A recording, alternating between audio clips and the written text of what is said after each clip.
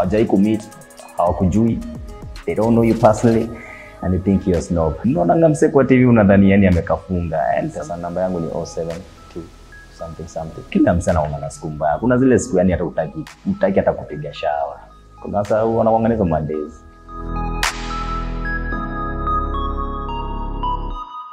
Wagwan, niaje, nijea, umesubscribe. If you haven't, click the subscription button sahi, man. But anyway, I say karibuni sana Uncensored. So Uncensored is a segment nilianza where I need to vent. Every time I need to vent, nataka ku open up. Meaning say reserve sana. So I keep my emotion to myself. Alafu the people waliniambia niaje nafaa kuanza ku open up. Yeah. You know us G's how we do it.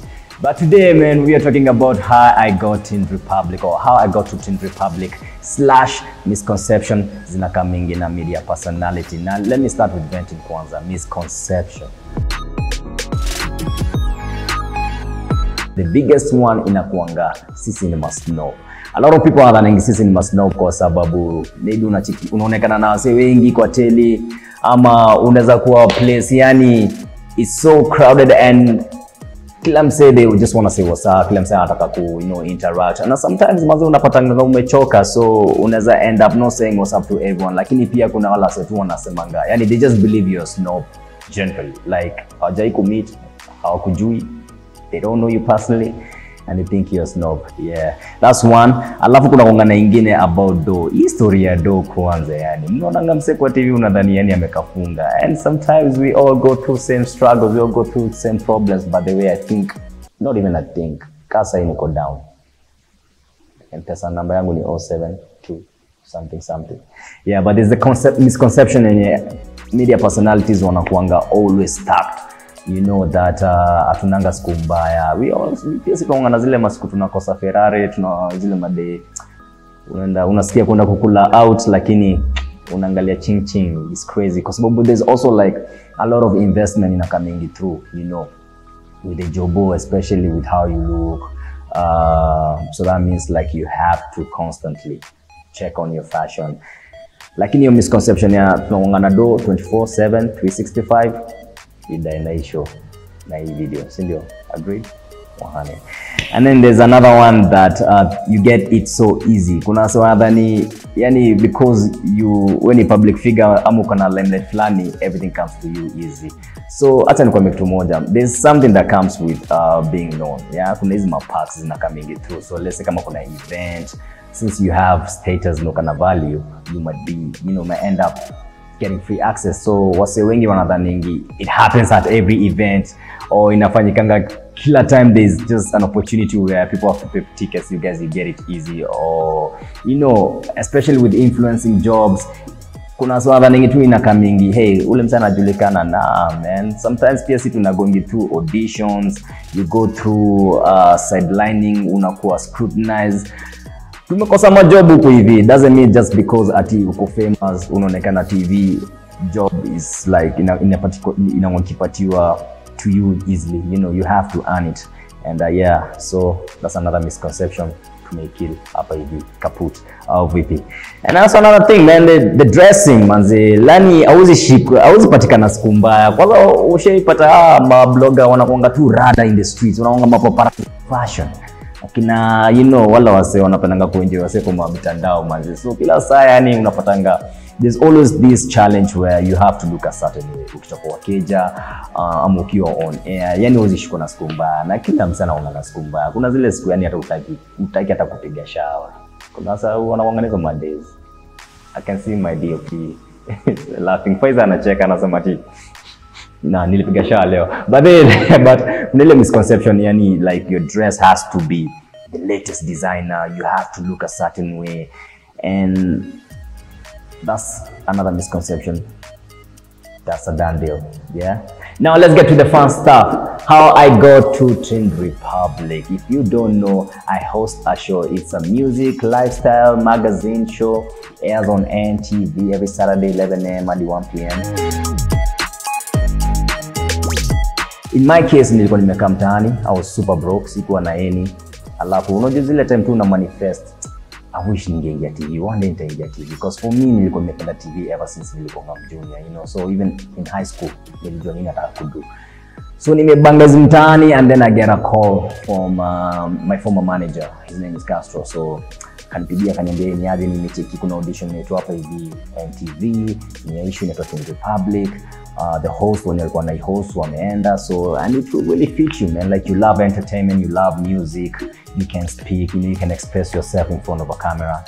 Akaniambia ni aje man, go try your best. And yeah, so nikamka tu piga msha kaingia kwa Jav take hadi pale Nation Center. Now what really happened, now the story is audition were called for, it was more like a week earlier. So mimi nimeitwa tu sayo the day of the audition. So once I got there, I was directed to the audition room and I met the producer of the show then. Her name was Rita, you know, and then I just had to play my case. I was like, yo Rita, I really love TV, man. Please give me that opportunity. Najua nimefika late. And guys, kuna wasa walikuwa sha go through the audition. Nimefika late, just give me the opportunity. Now, I remember alinipatia script of what the flow that I needed to say. Na akaniambia, if you can do this in 10 minutes, then let's see how it goes, you know. So imagine for 10 minutes, you have to go through the flow, ujai and in front of a camera. And hey, like the passion that I had, I feel though in manage, yani could calm my nerves. I went through the audition, I was shortlisted. And then I got to a point, tulikuwa wasi kama 20. We were shortlisted. Within 1 week, tulikuwa shortlisted to around 3 guys. So it was between, so si wasa watatu tulikuwa tunameet na bosses so that we can also give them the vision. What is it that we want for the show? What input are we bringing on board? Yeah, it was the audition and I only had 10 minutes. I went in there, I aced it. And boom, I emerged the top baddest. That's why they call me the baddest. No bragging, but by God's grace. Nimemaliza audition zangu. I feel like I'm the man of the hour, job ni yangu, but I have to go through a trial stage so that wase can, you know, can be familiar with my face, wanaza relate na mimi. They get to understand who Martin Kimathi is. Now that happened, I had to go through that for 3 months. And this was the tricky part, manzi. Nilikuwa na do job bila mshahara, but for me, yani nilikuwa nimebambika because I have this opportunity where niko in front of a camera, something I've always wanted to do, and I just have to kill it. So what normally used to happen is every week, the station wanted to get a different guest host. But through my persistence and you know, just the passion, I used to call on the producer each and every day, and I was like, hey, me, I'm ready to come through. I'll do it for free. I'll cater my own transport, and that's what I used to do. So every Tuesday, na shoot kila Tuesday. Every Tuesday I was nilikuwa nafika pale Nation Center around 9 AM. I was there kwa sababu tunafaa kwenda on set around 10. So sikuwa na pass card, I couldn't access the building. Nilikuwa nangoja hapo chini until producer come down na camera guys so that we could go on location. But I did that for 3 months, and kenye ilinifunza ni, number one, for me it wasn't about the money. The money wasn't like the priority, it was just getting the opportunity. Once I had my foot in, ningejua yani ningeza kuingia ndani, and with that also nilianza ku establish great relationship with the bosses because they waliona ile passion, waliona ile njaa umse afanyi show just to be famous, anafanya show to make it better and to make sure that, you know, everyone is good. And the trial basis is where I actually lost. It's where now we used to have issues of me getting a co-host. I will elaborate on that. So I worked for 3 months for free, no pay. It was just a passion. Nakumbuka ilikuwa 2014. That was from October till December.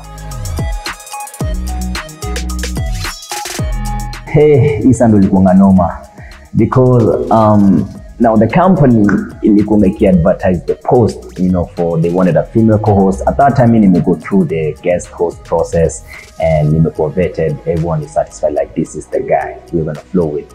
Now, lazima kuna ile gender balance, and we need to get a lady, you know, to come on board on the show. And I remember my boss then aliniuliza, would you be comfortable sharing, you know, the limelight? And I was like, yeah, I'm living my dream. Kama kuna msee anaweza get your opportunity, why not? So after a number of times, you know, after so many advertisements, the guest host tulikuwa tuna get walikuwa na leave kwa sababu wako wanataka go through the trial process, you know, and it became such a challenge kwa sababu una do show and then there are guys who are like, yo, we need a female guest host, you know, like you have to strike that gender balance.